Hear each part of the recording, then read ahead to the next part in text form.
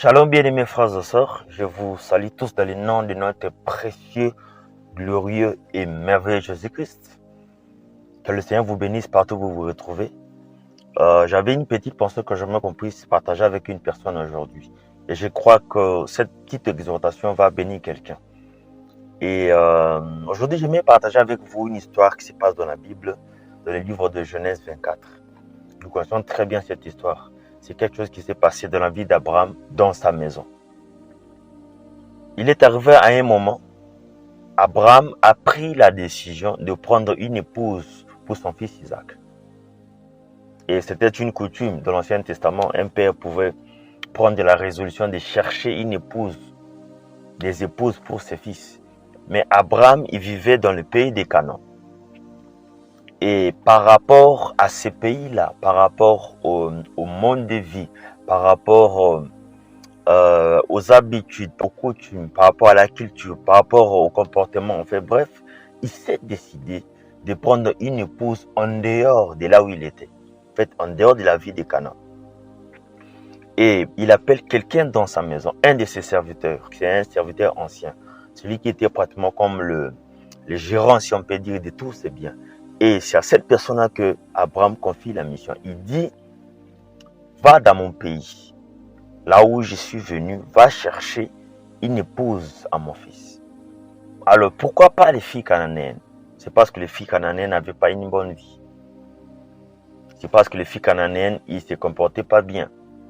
Étant donné qu'Abraham était un serviteur de l'Éternel Tout-Puissant, un Dieu qu'on doit lui craindre, qu'on doit marcher dans la crainte. Et ce n'était pas le cas avec les filles cananéennes. Voilà pourquoi il a dit qu'on ne puisse pas prendre une cananéenne pour son fils Isaac. Et j'aimerais dire à quelqu'un aujourd'hui, fais attention avec les filles cananéennes. Ce ne sont pas de bonnes filles. Ils n'ont pas une bonne vie. Ils ne marchent pas dans la crainte de Dieu. Ils ne marchent pas droit devant la présence de Dieu. Lorsque nous regardons dans le règne de Salomon, Salomon a échoué. Non pas parce qu'il aimait Dieu, mais parce qu'un jour il a pris la décision d'aller épouser des femmes étrangères. Voilà pourquoi il était tombé. C'est la même chose avec Samson.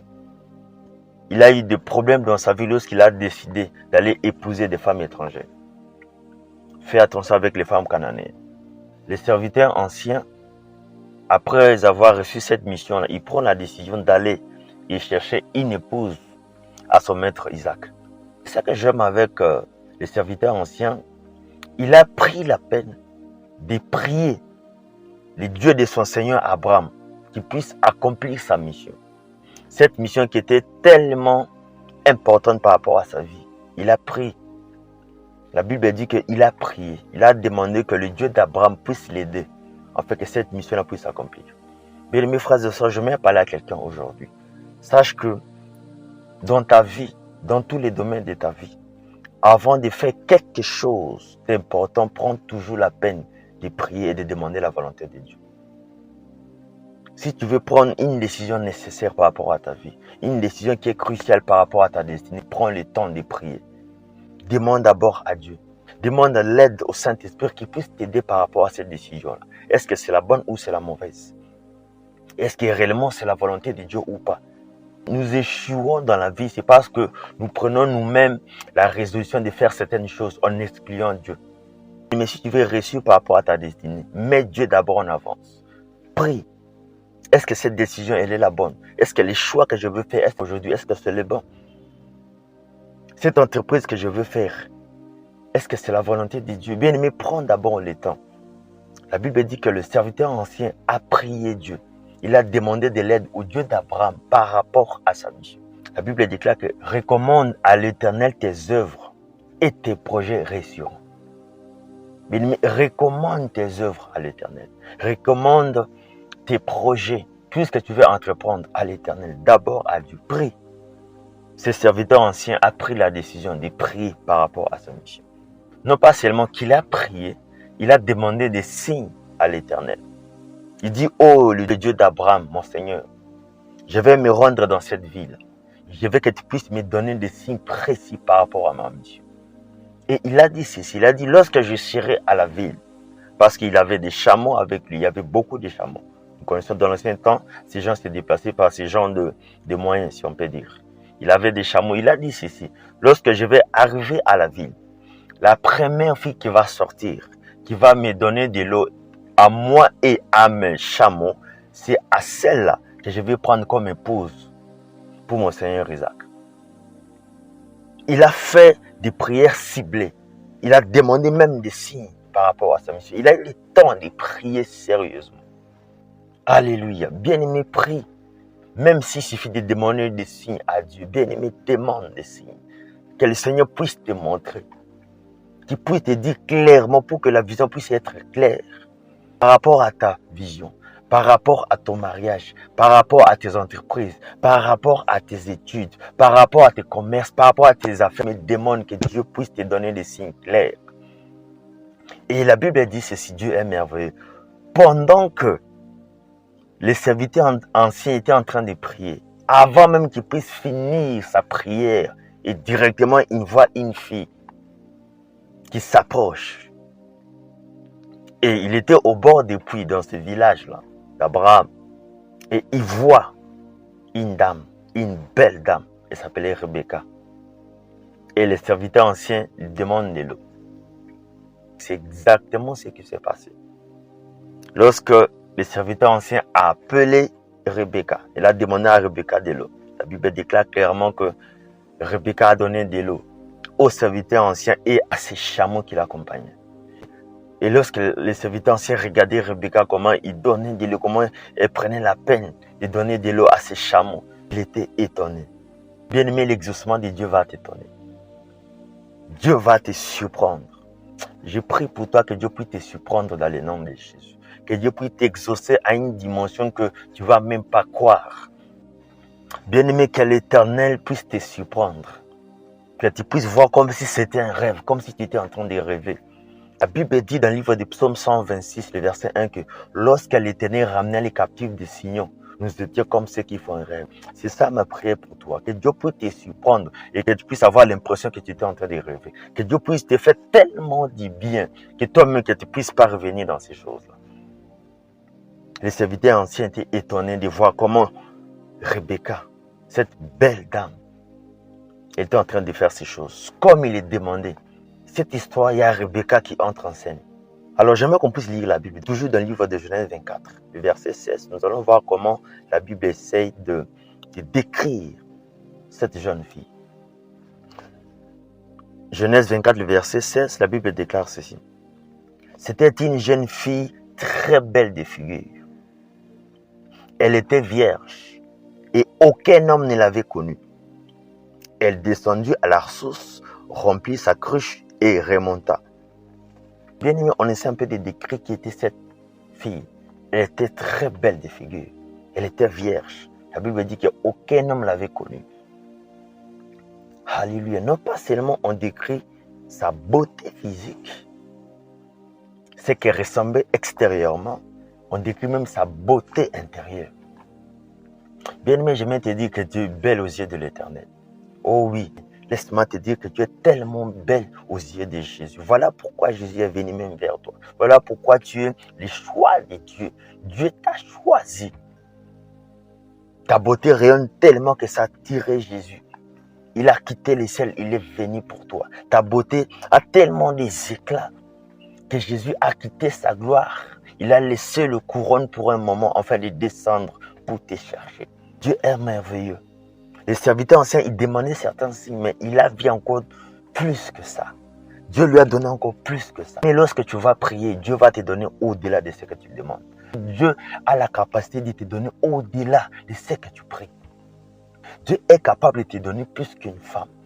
Dieu peut te donner au-delà des millions que tu lui demandes. Dieu peut te donner au-delà de la santé. Oui, c'est ça notre Dieu. À cause de sa bonté, à cause de sa fidélité, il nous donne au-delà de ce que nous demandons, même au-delà de ce que nous pensons. Il peut faire plus que ça. Voilà pourquoi nous devons toujours avoir confiance en ce Dieu-là. Le serviteur ancien vit ces choses. Il a béni l'Éternel. Il s'est agenouillé. Il a rendu grâce au Dieu d'Abraham. L'action de grâce. Oui, bien-aimé, à chaque fois, nous devons toujours dire merci à Dieu pour de grandes ou de petites choses que Dieu nous donne. Nous devons toujours être reconnaissants. La Bible dit que nous devons toujours continuellement rendre grâce à Dieu pour de grandes ou de petites choses. Bien-aimé, sois toujours reconnaissant pour ce que Dieu te donne, même pour le souffle de vie. Il y a certains qui sont morts, ils n'ont pas eu cette occasion-là, mais Dieu t'a fait grâce. Aujourd'hui, tu vis malgré les problèmes, malgré les difficultés, malgré les challenges, mais Dieu au moins te donne le souffle de vie. Alors par rapport à ça, il faut être toujours reconnaissant. La reconnaissance nous qualifie à d'autres bienfaits de l'Éternel. Soyons reconnaissants. Le serviteur ancien, il a béni le Dieu d'Israël. Alors nous savons cette histoire, il est allé demander la main à Rebecca. Et ses parents ont accepté cette demande-là. Comme la mission était accomplie, le serviteur ancien devait repartir avec cette belle jeune dame. Il a dit non, ne me retenez pas, car Dieu a fait réussir ma mission. Je dois partir. La Bible dit qu'on prend Rebecca, on lui donne des présents, on lui donne des trésors, beaucoup de choses comme cadeaux. Et ils se mettent en route avec les serviteurs anciens pour aller à la ville de Canaan. Alors, bien aimé, au-delà de ces choses, cette histoire est une histoire prophétique. C'est juste l'image des choses qui devaient venir de la suite du temps, dans notre temps ici. Qui est le serviteur ancien que nous parlons ici? D'une manière prophétique, les serviteurs anciens ici de la maison d'Abraham, c'est juste l'image des serviteurs de Dieu que Dieu envoie, que Dieu dépêche dans cette dernière moisson. Les serviteurs anciens, ce n'est que ces prophètes, ces envoyés de l'Éternel, que Dieu est en train de dépêcher dans ce temps de la fin. Et lorsque nous regardons Rebecca, qui est Rebecca? Rebecca, c'est juste l'image de l'église du temps de la fin. Cette belle église, avec la beauté rayonnante, où le serviteur ancien a quitté très loin. Il est venu jusqu'à la chercher. C'est ça Rebecca. C'est l'image de l'église du temps de la fin.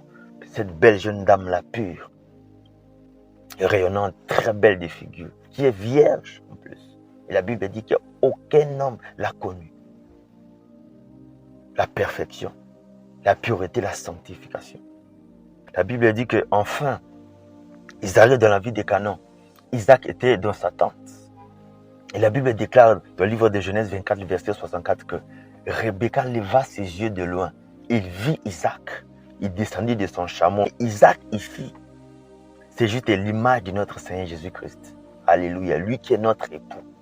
La Bible dit que lorsque Rebecca a vu Isaac de loin, il a levé les yeux, il a vu Isaac. Oh bien-aimé, nous allons voir Jésus ce jour-là. Lorsqu'il va se mettre dans les nuées, bien-aimé, la Bible dit que tout elle le verra. Nous verrons Jésus ce jour-là. Lorsqu'il va venir dans les airs et nous irons à sa rencontre. La Bible dit que Rebecca leva les yeux et il vit Isaac de loin. Bien-aimé, nous verrons Jésus. Partout où nous serons, même les aveugles qui sont en lui, ils verront le Dieu de gloire.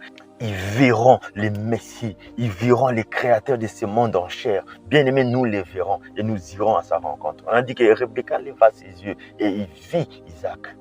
Oh bien-aimés, nous allons voir notre Isaac ce jour-là. C'est Dieu merveilleux, notre époux, le plus beau parmi 10 000. Bien-aimés, nous les verrons. Bien-aimés, nous verrons Jésus ce jour-là. Alléluia. La Bible dit que Isaac, il s'approche. Il prend sa belle femme et il la met dans sa tente. Mais ce que j'aime, la Bible dit ceci, que Isaac, il prend Rebecca pour femme et l'aima. Dieu nous aime. Dieu nous aime en tant qu'épouse. Jésus a de l'amour pour nous. Bien-aimé, tu es aimé par quelqu'un. Même si les gens de ce monde te détestent, même si tu as l'impression que tu n'es pas aimé, tu es mal aimé, mais laisse-moi te dire, j'ai une bonne nouvelle pour toi aujourd'hui. Il y a le Créateur du ciel qui a fait de toi son épouse, sa promise, sa fiancée, et il t'aime de tout son cœur.